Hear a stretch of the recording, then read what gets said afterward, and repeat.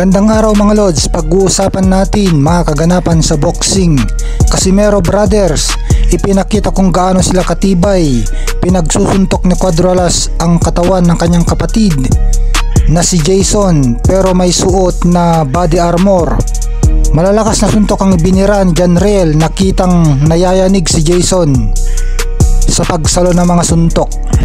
Samantala naghanap ang Casimero Brothers ng body armor holder o magsusuot ng body armor para pagpraktisan ni Cuadro Alas. 1,000 piso daw per round ang bayad. Samantala gusto daw makalaban ni Emmanuel Cowboy Navarrete si Isaac Pitbull Cruz. Great fighter daw kasi si Pitbull, at tingin ni Cowboy Navarrete na ang estilo nila ni Pitbull ay makakagawa ng great fight na magiging kasaysayan. Gusto ng tao kasi yung all-out action, katulad ng labanan ni Manny Pacquiao kina Eric Morales at Juan Manuel Marquez. Papatatagin daw ni Cowboy ang kanyang kaisipan para manalo kay Pitbull. Maganda daw kung manalo siya, pero kung matalo siya ay okay lang. Basta gusto daw niya ng bakbakang matindi at gusto niya ng mataas na kalibre na kalaban na katulad ni Pitbull. Mataas ang tingin ni Cowboy kay Pitbull. Samantala, Bob Arum, sinabi na si Naoya The Monster Inoue ang pinakamahusay na boksingero na nakita niya sa kahit anong weight category o maski anuman.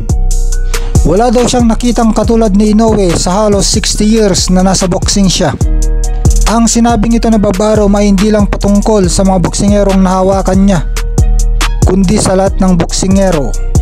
Kaya ibig sabihin ni Bob Arum, mga lods, si Naoya Inoue ang pinakamahusay na fighter na nakita niya. Tingin din ni Bob Arum na si Inoue ang number 1 top pound for pound ngayon. Kaya mas mahusay pa nga daw si Inoue kina Muhammad Ali, Manny Pacquiao at iba pa.